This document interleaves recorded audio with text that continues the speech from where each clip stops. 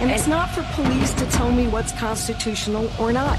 They haven't supported not one, gun violence effort in the state of New Mexico, including domestic violence protections, universal background checks. And I know you want to ask me a question, so I'll take a breath. Well, you definitely are going to have to take a breath. And while police aren't the ones to tell you what's constitutional, a court could.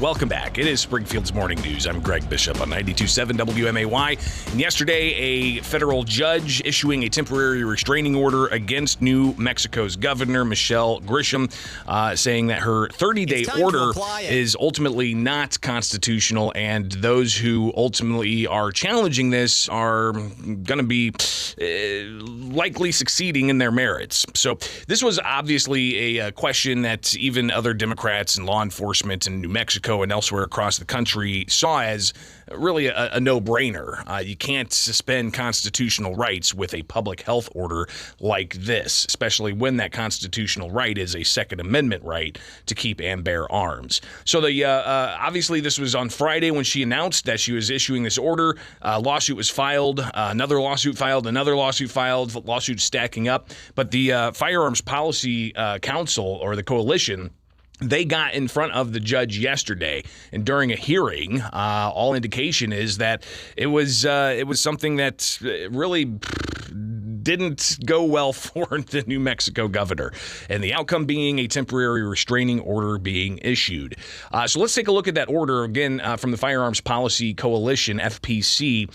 They posted the order on their website, and it breaks it down, showing that you've got a whole host of issues at stake here. The Second Amendment being one of them, obviously, but it's not just that. It's also previous Supreme Court precedent that is clearly at stake here when it comes to the governor's order.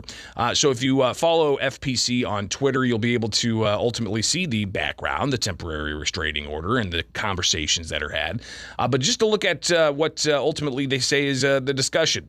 Plaintiffs have established a likelihood of success on the merits. And then they also go through and outline why plaintiffs will suffer irreparable harm absent an injunction. And they go through and they explain why, and that the temporary restraining order will not be adverse to the public interest. And then they go through and talk about why.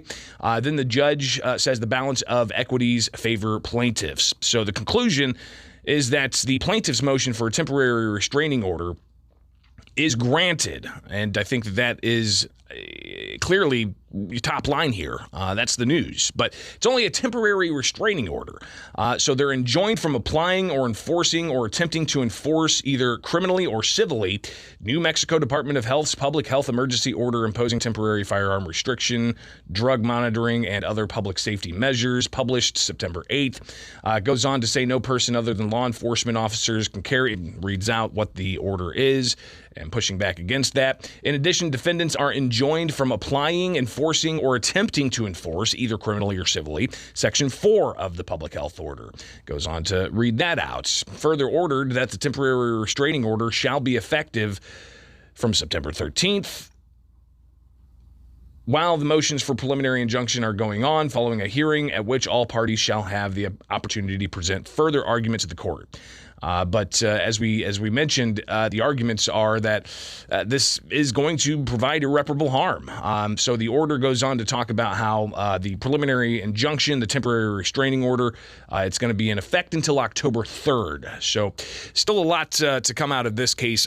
It's not going to go away, and that's New Mexico, but we're still waiting on any outcome. The gun and magazine ban here in Illinois at the 7th Circuit Court of Appeals, but you've also got a hearing October 11th down in the Southern District about the vagueness challenge of the state's semi-automatic firearm and magazine ban and registry. Will we ever see that Fifth Amendment argument about Illinois' ban? We shall see. But again, the top news is that the New Mexico governor's executive order prohibiting the carrying of firearms in Albuquerque and the county of the city of Albuquerque. It's been enjoined temporarily. But why did the governor do this? Because of what she said was gun violence. And here's what she had to say backing that up before the injunction was issued. Here is the New Mexico Governor Grisham.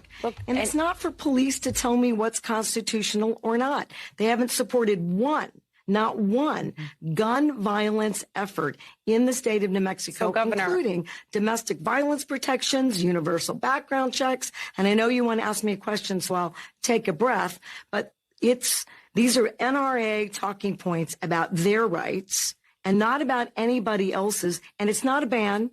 It's a temporary pause so that we can make this community safer. So not a ban, she says, a temporary pause, but her temporary pause on the Second Amendment has now a temporary pause on it. And we'll be watching this closely to see what transpires. It is Springfield's Morning News. I'm Greg Bishop on 92.7 WMAY, Springfield's News and Talk. Follow me anywhere, Bishop on Air. Just search X, formerly known as Twitter, YouTube, Facebook, and we can connect that way. All right.